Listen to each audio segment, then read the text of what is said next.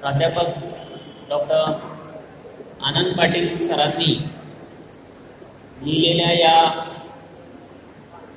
पुस्तकाच्या प्रकाशनासाठी उपस्थित असलेले सर्व बंधू भगिनी आणि सर्व मान्यवर,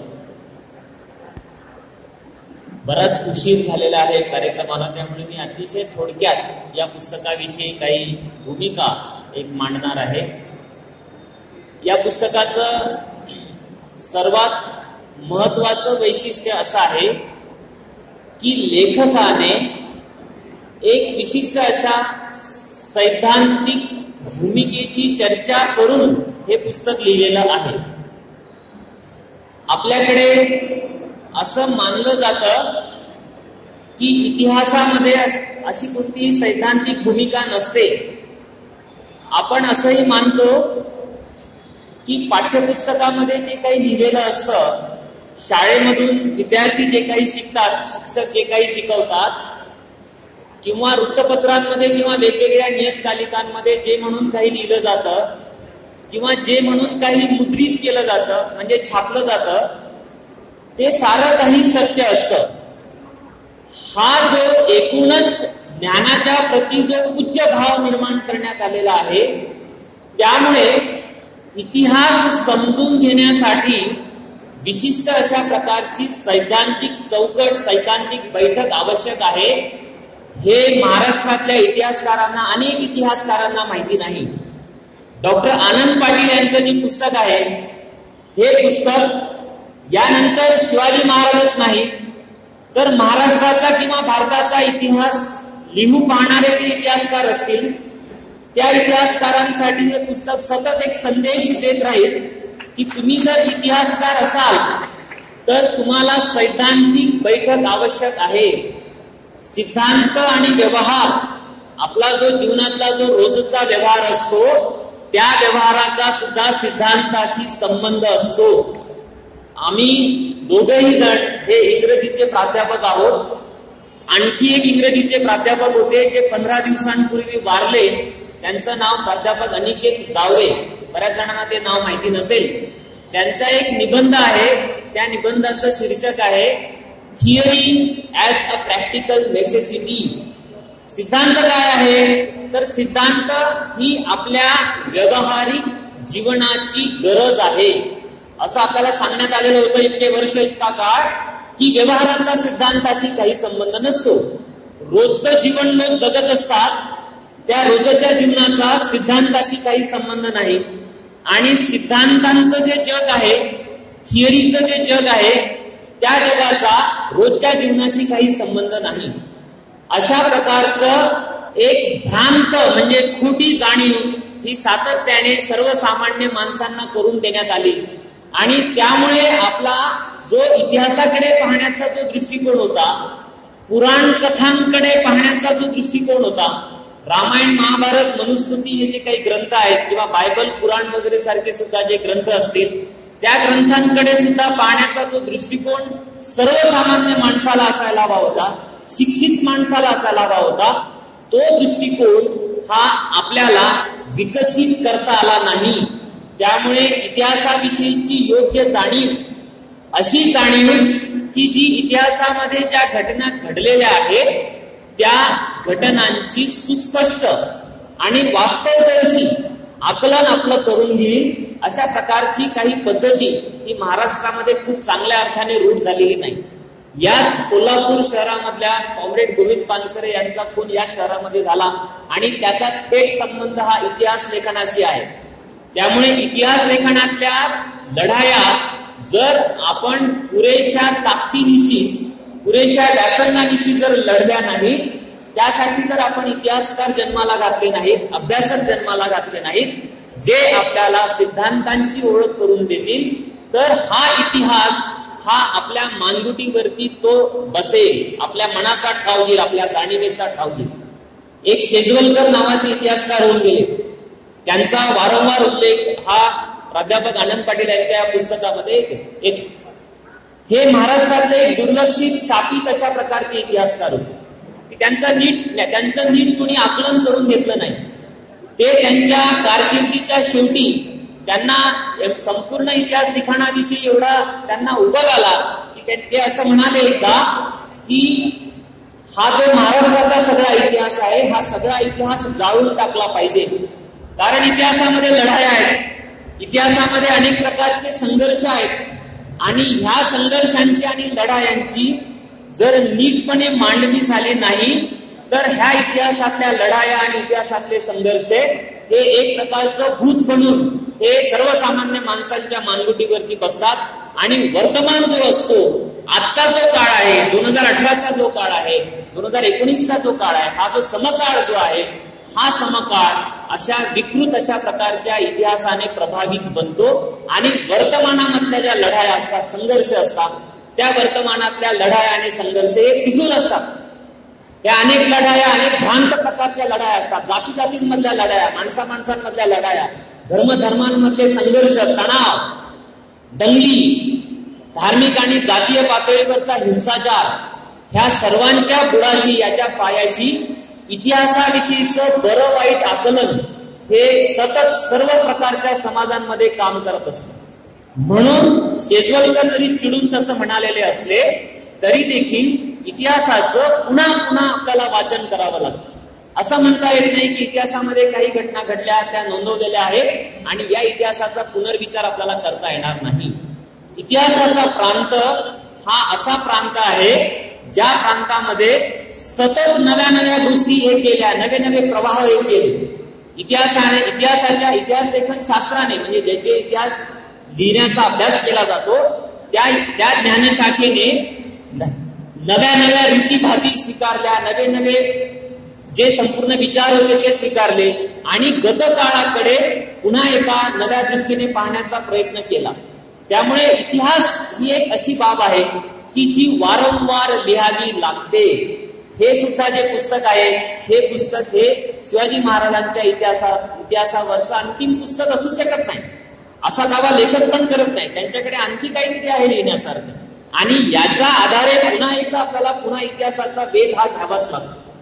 या पुस्तकाचं एक वैशिष्ट्य असं आहे की या पुस्तकाचं पहिलं प्रकरण जे आहे ते पहिलं प्रकरण हे संकल्पनांची चर्चा करणारं प्रकरण आहे. बऱ्याच वेळा असं असतं की विशिष्ट अशा एका पद्धतीने इतिहास लिहिला जातो, पण ती कोणती पद्धती आहे त्या पद्धतीचं विवेचन इतिहासकार करत नाही. ते विवेचन यासाठी ते करत नाहीत की ही पद्धती काहीशा चोरून, आपल्याला असं म्हणता येईल की सिक्रेटली ती वापरली जाते आणि इतिहासकाराचे कोणतेही संबंध हे सर्वसामान्य लोकांना याविषयीचं ज्ञान देण्यामध्ये नसतात. म्हणजे पुरंदरेंनी जे काही चरित्र शिवाजी महाराजांचं लिहिलेलं आहे ते ज्या पद्धतीने लिहिलेलं आहे त्या पद्धतीला इतिहास लेखनाच्या प्रांतामध्ये राष्ट्रवादी पद्धत असं म्हणतात. ही राष्ट्रवादी पद्धत जी इतिहास लेखनाची आहे ती अशी आहे की ती आपल्या समाजामधले जे अंतर्विरोध आहेत, आपल्या समाजामधली जी दुही आहे, आपल्या समाजामध्ये पूर्वीपासून आलेल्या ज्या प्रकारच्या विषमता आहेत, ज्या प्रकारचा भेदभाव आहे, या भेदभावावरती पांघरून घालतं. त्याची चर्चा हा इतिहास प्रवाह करत नाही.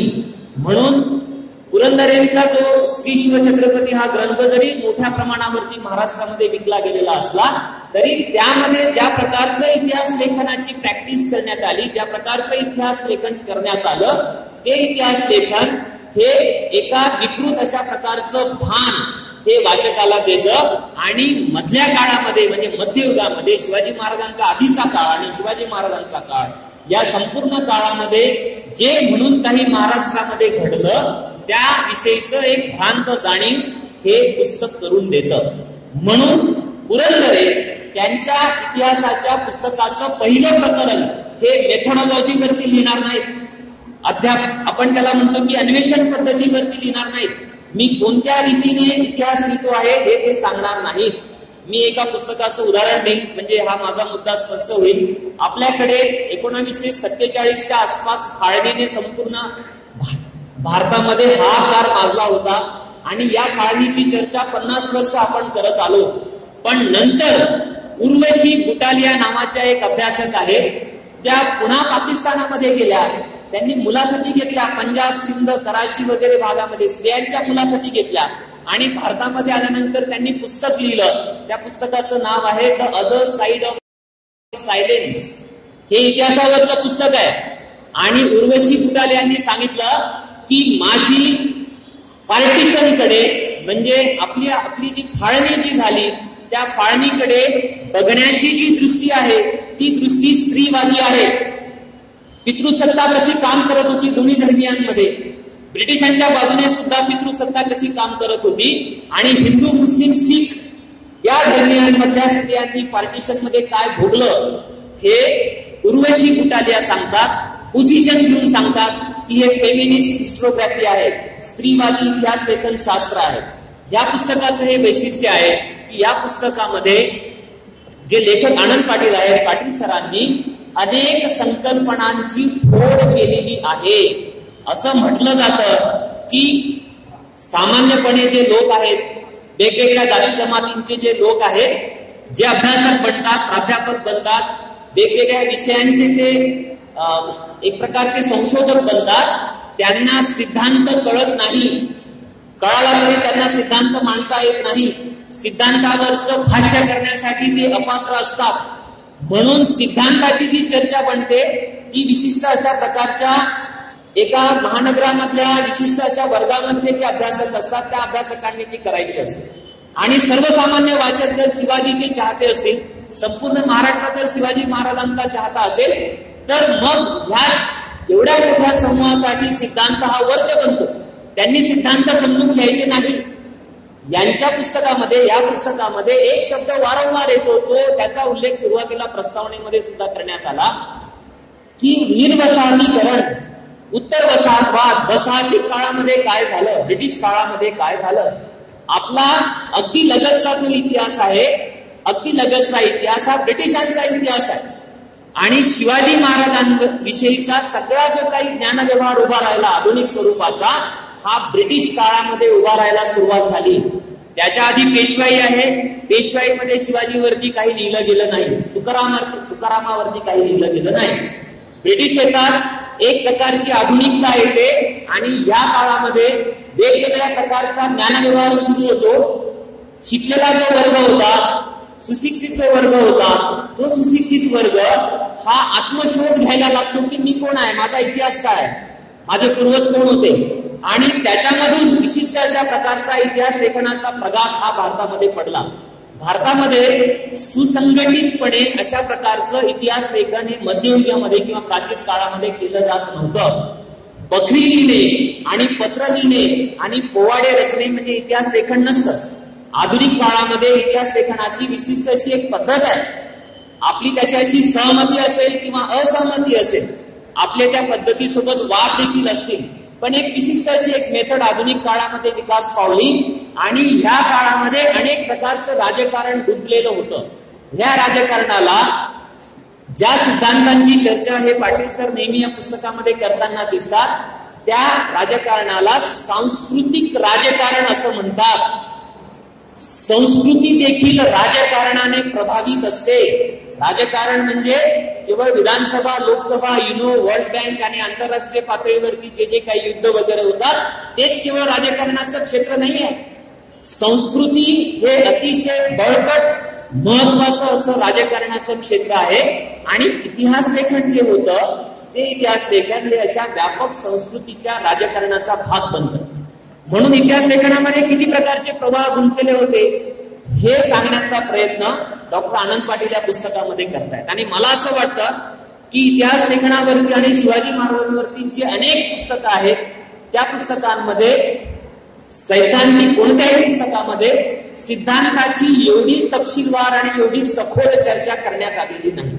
बरेच लोक असं म्हणतायत, त्यांना सरांना फीडबॅक यायला सुरुवात झाली, एक कळायला लागल्या लोकांकडनं पुस्तकाविषयीच्या प्रतिक्रिया, की असं प्रतिक्रिया येते आहे की हे अवघड पुस्तक आहे, याची काठिण्य पातळी वरची आहे.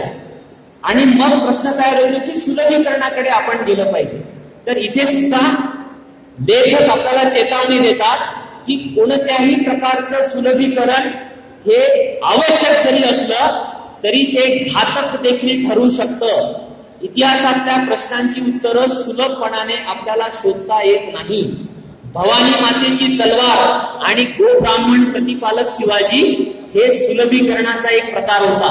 सहजपणे आपल्यावरती हे बिंबवलं गेलं, पाठ्यपुस्तकांमधून बिंबवलं गेलं, प्रवचनांमधून बिंबवलं गेलं, पोथ्यांमधून बिंबवलं गेलं आणि सर्व प्रकारच्या सांस्कृतिक अशा चित्रपट वगैरे मधून सुद्धा हे बिंबवलं गेलं की संतांच्या बाबतीत चमत्कृती सांगितली गेली. आणि हे जे राजकीय पातळीवरती जे कार्यरत जे नेते होते, राजे होते, छत्रपती शिवाजी महाराजांसारखे, त्यांच्या पातळीवरती शौर्याच्या गाथा सांगितल्या गेल्या.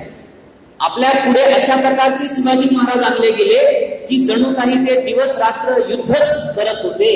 त्यांना दुसरा कोणताही अशा प्रकारचा सांस्कृतिक सामाजिक दृष्टिकोन नव्हता. त्यामुळे ह्या सर्व प्रकारच्या ज्ञानव्यवहारामधून शिवाजी महाराजांचं प्रतीक हे कसं पुढे आलं आणि त्याच्यामध्ये कोणत्या प्रकारचं राजकारण होतं हे सांगण्याचा प्रयत्न लेखकाचा आहे. हे शिवाजी महाराजांचं चरित्र नाही. बरेच लोकांची फसगत होईल जर ते शिवाजी महाराजांचं चरित्र म्हणून या पुस्तकाला विकत घेतील. हे एक प्रकारचं सैद्धांतिक पुस्तक आहे जे केवळ शिवाजी महाराजांविषयी आपल्याला सांगत नाही, तर एकूण इतिहासाकडे आपण कसं पाहिलं पाहिजे आणि इतिहास लेखनाच्या मध्ये सुद्धा काय प्रकारचा डिबेट, काय प्रकारचे वादविवाद हे जगभर सुरू आहे याचा एक आपल्याला प्रत्यय हे पुस्तक आणून देतं.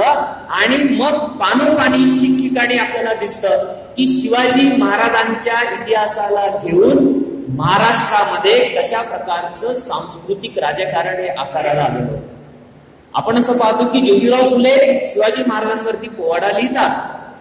लोकमान्य टिळक विशिष्ट अशा प्रकारचं शिवजयंतीचा उत्सव सुरू करतात.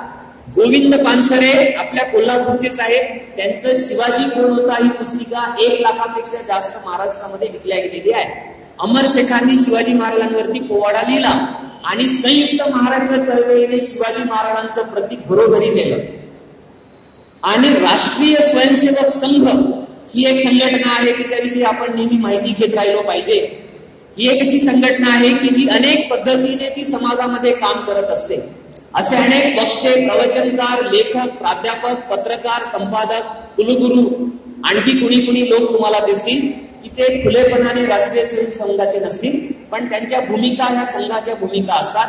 त्या राष्ट्रीय स्वयंसेवक संघाने सुद्धा शिवाजी महाराजांचं प्रतीक वापरलेलं आहे. हे मी काय अभिमानाने, गर्वाने वगैरे सांगत नाही. आपल्याला समजून हे घ्यायचं आहे की आपण स्वतःच एक बुद्धिजीवी बनलो पाहिजे. आपण केवळ कुणीतरी सांगेल आणि आपण माना डोलवायच्या आहेत, कुणीतरी प्रवचन देईल आणि आपण ते निमूटपणे स्वीकारायचं आहे, कुणीतरी शिवाजी महाराजांवरती काहीतरी पोवाडा गाईल आणि आपण मात्र टाळ्या वाजवायच्या. अशा रीतीने आपल्याला आता इतिहासाची चर्चा करता येणार नाही. वेगवेगळे राजकीय सामाजिक प्रवाह हे शिवाजी महाराजांविषयीचा ज्ञानव्यवहार विकसित करण्यामध्ये गुंतलेले होते. त्यांचं राजकारण काय राहिलेलं आहे हे आपल्याला समजून घ्यायचं आहे. अमर शेख शिवाजीवरती पोवाडा का लिहितात, शिवाजीवरती गाणं का लिहितात, महाराष्ट्रावरती पोवाडा का लिहितात. संयुक्त महाराष्ट्र चळवळ ही शिवाजीचं प्रतीक घरोघरी कसं घेऊन जाते. कॉम्रेड टांगेंनी शिवाजी त्यांचा आणि आमचा हे भाषण दिलं आणि नंतर ते लिहिलं गेलं. हे महत्वाचं भाषण राहिलं ज्याचा प्रभाव हा महाराष्ट्रातल्या संपूर्ण शिवाजी विषयीच्या एका सगळ्या चर्चेवरती राहिला. तो इतका राहिला की नंतर शिवाजी कोण होता पर्यंत आपल्याला तो टांगेंचा प्रभाव दिसतो पानसऱ्यांवरती. राष्ट्रीय स्वयंसेवक संघाचे जे प्रमुख उत्सव आहेत, या उत्सवामधला एक उत्सव हा शिवाजी महाराजांशी संबंधित आहे. संपूर्ण देशामध्ये या संघाचं नेटवर्क आहे, पण ते छत्रपती शिवाजी महाराजांच्या संदर्भातला एक उत्सव, राज्याभिषेकाशी संबंधित उत्सव, हा हिंदू साम्राज्य दिन म्हणून साजरा करण्याकडे त्यांचा कल आहे. आनंद पाटील सरांनी सम्राट हा शब्द वापरला.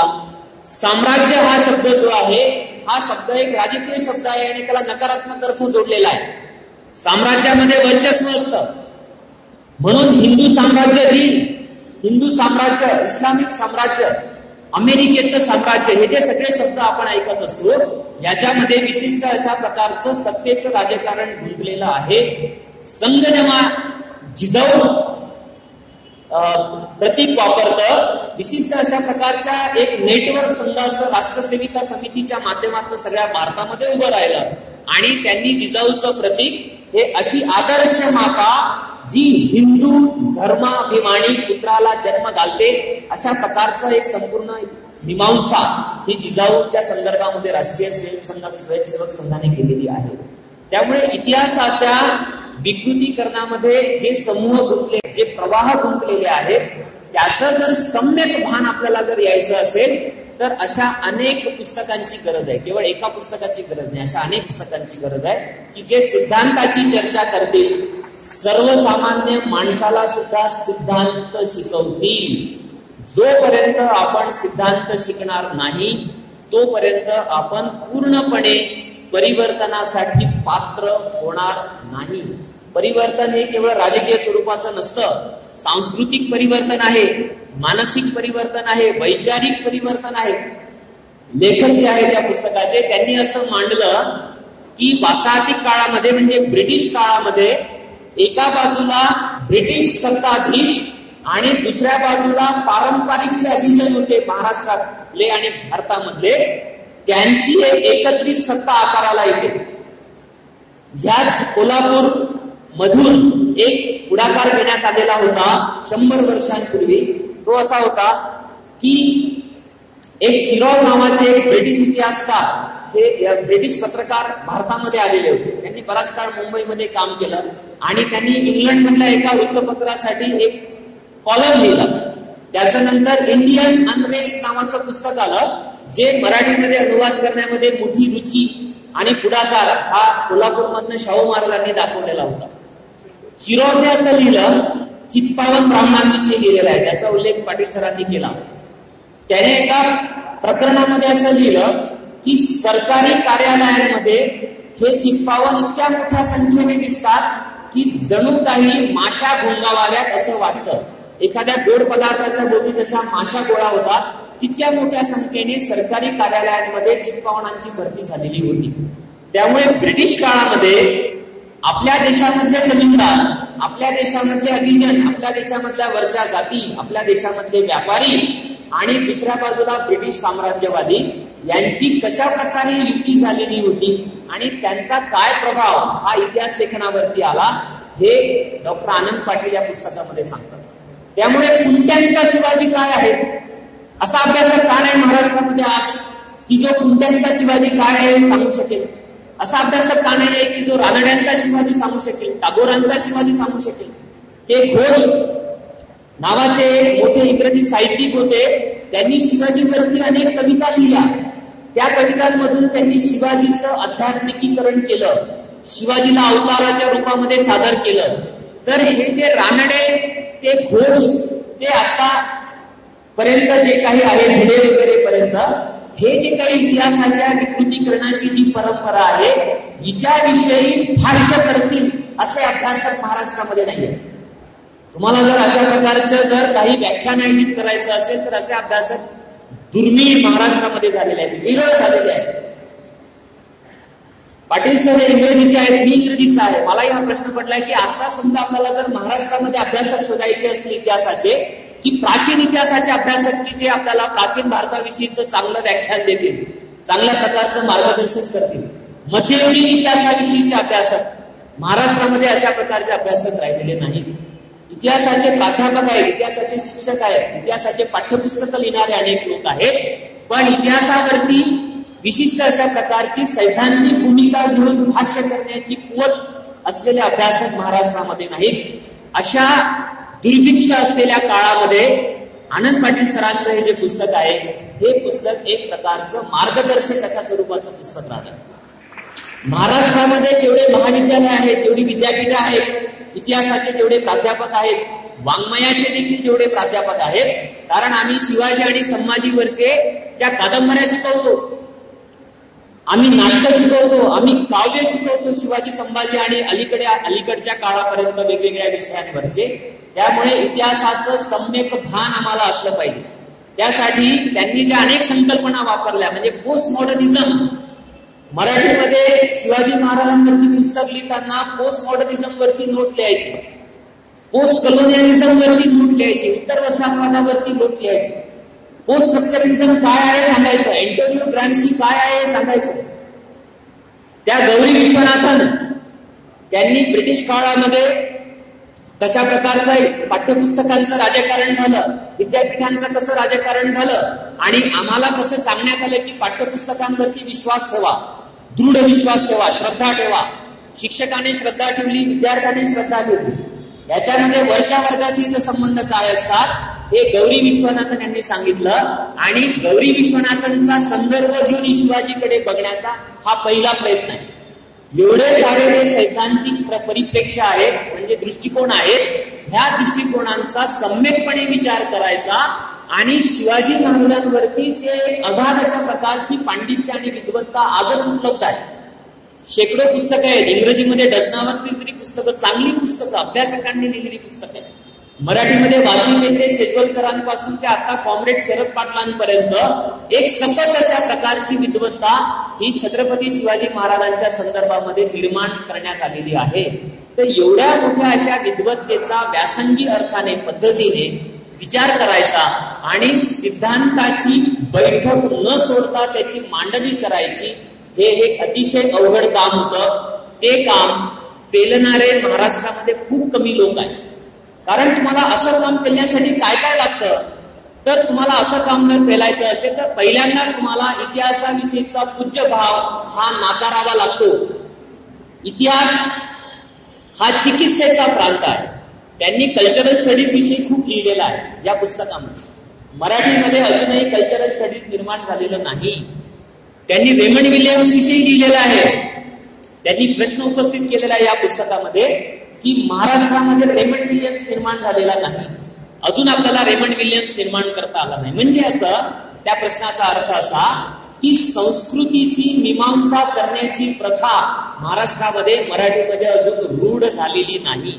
आणि ती जर प्रथा रूढ झालेली नसेल तर इतिहासाकडे पाहण्यासाठी आपण पात्र बनत नाही, आपण सक्षम बनत नाही. म्हणून त्यांनी सिद्धांताची जी चर्चा केलेली आहे ती सिद्धांताची चर्चा ही आवश्यक अशा प्रकारची चर्चा केलेली आहे.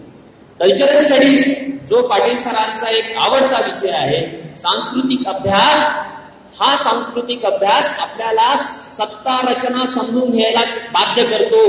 समकाळाची सत्ता रचना काय आहे, शिवाजी महाराजांच्या काळामधली सत्ता रचना काय होती, सत्तेचे लाभार्थी कोण असतात आणि सत्तेचे वंचित कोण असतात, आणि जे सत्ता वंचित आहेत ते सत्ता वंचित राहण्यासाठी संस्कृतीचा आणि इतिहासाचा आणि धर्माचा कसा बेमालूमपणे वापर करून घेतला जातो हे आपल्याला युरोपमधले अभ्यासक सांगतात. अँटोनियो ग्राम्शी हे सांगतो, रेमंड विलियम्स आपल्याला हे सांगतो, गौरी विश्वनाथन आपल्याला हे सांगतात. त्यामुळे हे रूढ अर्थाने शिवाजी महाराजांचं चरित्र नाही. पाटील सर सुद्धा काही त्या अर्थाने चरित्रकार नाहीत किंवा ते उदार्थाने इतिहासकार नाहीत. ते एक प्रकारचे सिद्धांतकर्ते आहेत. त्यामुळे इतिहास लेखन कसं करावं याविषयीचा एक वस्तुपाठ, याविषयीचं एक मार्गदर्शनपर हे पुस्तक आहे. हे पुस्तक वाचून इतिहासकारांच्या अनेक पिढ्या, इतिहासकारांचे अनेक संच हे महाराष्ट्रामध्ये तयार व्हावेत अशीच त्यांची इच्छा आहे. जे चरित्र लिहितील, जे कविता लिहितील, जे कादंबऱ्या लिहितील, आज ज्या कादंबऱ्या उपलब्ध आहेत त्याची जेवढी परखड चिकित्सा सरांनी या पुस्तकामध्ये केलेली आहे तेवढी परखड चिकित्सा दुसरी कोणीही शिवाजी महाराजांविषयीच्या कादंबऱ्यांविषयी केलेली नाही. त्याला धैर्य लागेल, त्याला स्वजातीच्याही इतिहास लेखनकारांवरती आणि कादंबरीकारांवरती टीका करण्याचं धैर्य लागेल. हे धैर्य प्रस्थापित इतिहासकार, प्रस्थापित समीक्षक हे दाखवत नाहीत. त्यामुळे जर समाज बदलवायचा असेल, इतिहासाकडे जर आपला दृष्टिकोन जर बदलवायचा असेल तर आपल्याला हे जे काही अवघड काम आहे, हे जे आव्हान आहे, स्वटीकेचं, आत्मटीकेचं जे आव्हान आहे, आपण जर कादंबऱ्या लिहिल्या त्या जर चुकलेल्या असतील, श्रीमान एवढी चुकलेली कादंबरी असेल तर ते सांगण्याचं धैर्य आपल्या अभ्यासकांमध्ये असलं पाहिजे. इतिहासाविषयी आणि साहित्याविषयी पूज्य भाव हा आपल्याला चिकित्सेकडे नेणार नाही. आपण जर अशा प्रकारचा पूज्यभाव जर बाळगला तर आणखी दुसरे गोविंद पानसरे असतील, त्यांची हत्या होईल आणि आपण बघत राहू. म्हणून इतिहास आणि संस्कृती, साहित्य आणि भाषाशास्त्र मला आश्चर्य वाटलं जेव्हा मी पुस्तक वाचताना सर भाषा विज्ञानाकडे सुद्धा जातात आणि भाषा विज्ञानाचा इतिहासाशी काय संबंध असतो याच्याविषयी टिप्पणी करतात. हे पुस्तक समजायला थोडं अवघड असेल देखील, पण जर आपलं जगणं जर सोपं नसेल तर ते जगणं समजून घेण्याच्या रीतीभाती सुद्धा अवघड असू शकतात. सुलभीकरणाचे धोके आपण टाळले पाहिजे आणि जीवनातली जी क्लिष्टता आहे, इतिहासामधली जी क्लिष्टता आहे, त्या शोषणाची क्लिष्टता, त्या भेदभावाची क्लिष्टता, वैरभावाची जी क्लिष्टता आहे, ती क्लिष्टता समजून घेण्यासाठीच जी वेदना, जे कष्ट लागतील ते कष्ट उपसण्याची आपण तयारी. पुण्या मुंबईचे जे तथाकथित नामवंत प्रस्थापित समीक्षक आणि इतिहासकार आणि जे काही समीक्षक जे आहेत, साहित्यिक जे आहेत, त्यांनी त्यांच्याकडे दुर्लक्ष केलेलं आहे. हा जुना किडा आहे की जो मनुष्य मूलगामी काम करतो त्याच्याकडे एकतर तुम्ही दुर्लक्ष करा किंवा त्याला तुमच्या सत्ता रचनेमध्ये सामावून घ्या. बाबासाहेबांकडे अगदी दुर्लक्ष केलं गेलं. आता राष्ट्रीय स्वयंसेवक संघाचा समरसता मंच, सामाजिक समरसता मंच बाबासाहेबांना घेऊन फिरवतोय. दलितांचे सर्वात जास्त खासदार हे भाजपचे निवडून येतात. तर ते सामावून घेण्याचं एक राजकारण असतं. पण आनंद पाटील सरांसारखा अभ्यासक, विद्वान, समीक्षक हा प्रस्थापितांच्या अशा सत्ता रचनेमध्ये सामावून घेतला जाणार नाही. मग दुसरं शस्त्र वापरलं जातं. ते शस्त्र असतं की त्याविषयी मौन बाळगायचं, निग्लिजन्स. बाबासाहेब म्हणाले की हे कॉन्स्पिरसी असते. एक विद्वान 40 वर्ष एक विशिष्ट भूमिकेतून साहित्याच्या प्रांतामध्ये, इतिहासाच्या प्रांतामध्ये, समीक्षेच्या प्रांतामध्ये मूलगामी काम करतो आणि महाराष्ट्रामधले प्रस्थापित जे विद्वान असतात ते विद्वान त्या कामाविषयी मौन बाळगतात. तर हा मौनाचा कट आहे. हा कट जर आपल्याला उधळून लावायचा असेल तर सर्वसामान्य जे बहुजन, जे अभ्यासक आहेत, लेखक आहेत, प्राध्यापक आहेत, विचारवंत आहेत, पत्रकार आहेत, ह्यांना आपल्याला नवी दृष्टी देता यायला पाहिजे. ही नवी दृष्टी देण्याची क्षमता या पुस्तकामध्ये आहे. आपल्याला मात्र ही पुस्तक वाचण्याची काही पातळीवरची तयारी, मानसिक तयारी आपण केली पाहिजे. ती मानसिक तयारी या अशा प्रकाशन समारंभाच्या कार्यक्रमांमधून सुद्धा घडते.